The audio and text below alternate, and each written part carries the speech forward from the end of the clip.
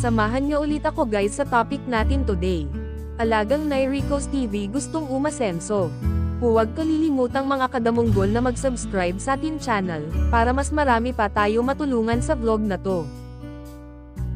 Ang topic natin mga ka-farmers, types of pig pen for sow and piglets. Paunawa, mga ka-farmers, lahat ng mababanggit ko sa video na ta ay based lamang sa aking research, sana may matutunan po kayo. Bago ko simulan ang topic natin, ay pag-usapan muna natin ang kahalagahan ng kulungan ng baboy sa Pilipinas. Construction of pig houses in the Philippines.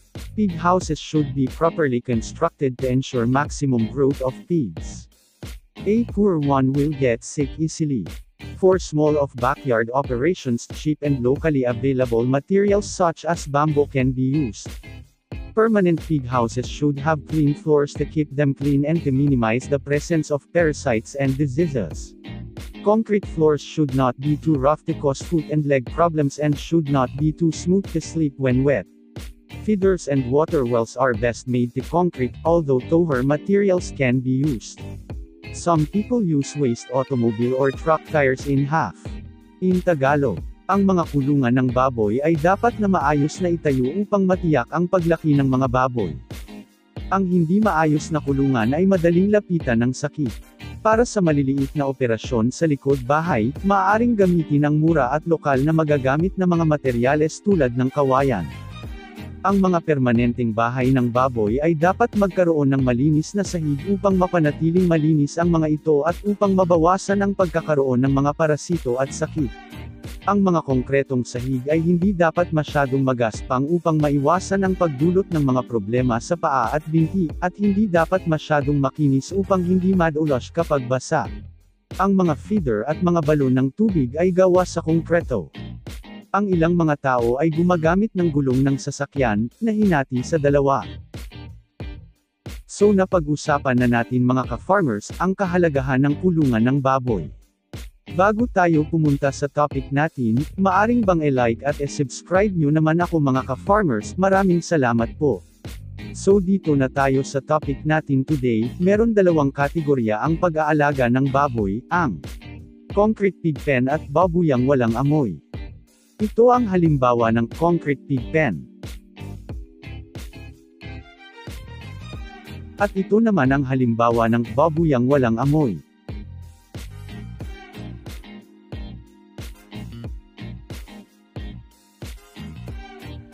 Meron ako hindi nabanggit mga ka-farmers, kasali po rito ang ating mga backyard pig pen, ito ang mga halimbawa.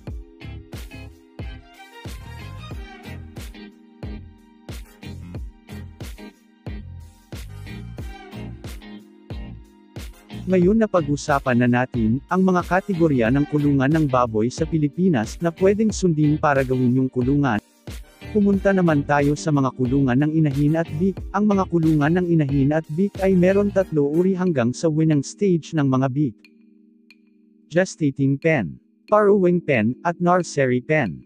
In hog farming, gestation crates are utilized as an individual pen in which sows and gilts are confined during the period of pregnancy.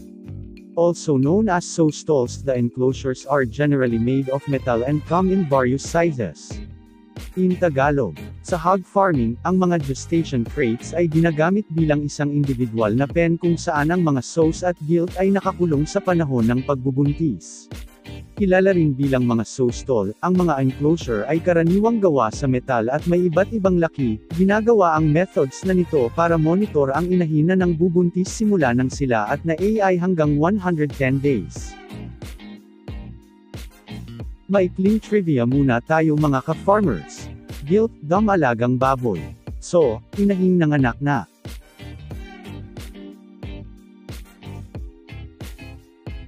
Farrowing pens provide a place for your sows to have their litters, and are designed to restrict their movement to prevent them from crushing piglets. Pens allow for hygienic animal management, thermal comfort for both sow and piglets, and for stock persons and vets to attend to them. In Tagalog, ang mga farrowing pen ay lugar para sa iyong mga inahing baboy na magkakaroon ng mga beak, at idinisenyo upang higpitan ang kanilang paggalaw upang maiwasan ito sa pagkadurog ng mga beak. Nagbibigay daan ang Pharaoh pen para sa hygienic animal management, thermal comfort para sa parehong inahing baboy at beak, at para rin sa veterinaryo na mag-aasikaso sa kanila. Ito naman ang halimbawa ng backyard burrowing pen.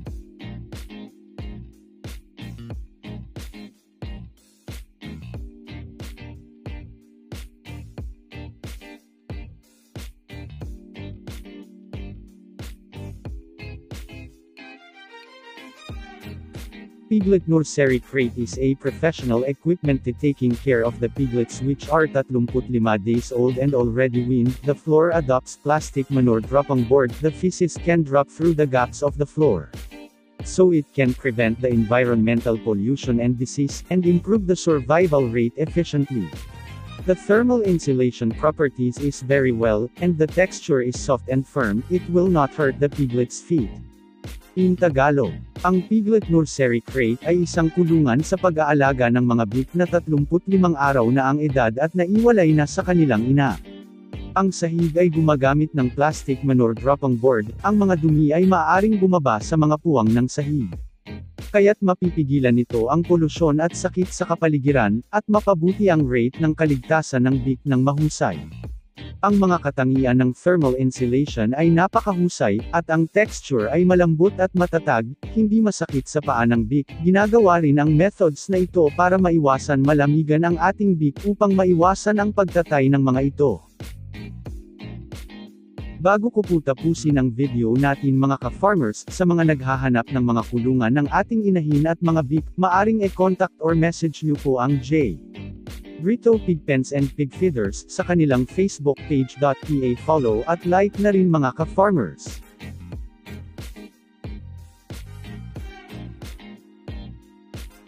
Hanggang dito na lang mga ka-farmers, sana may natutunan po kayo sa topic natin today. Kung meron man po kayo gusto topic at suggestion comment nyo na lang mga ka-farmers.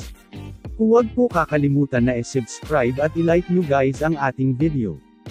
Maraming salamat sa lahat ng nanood sa premiere ko.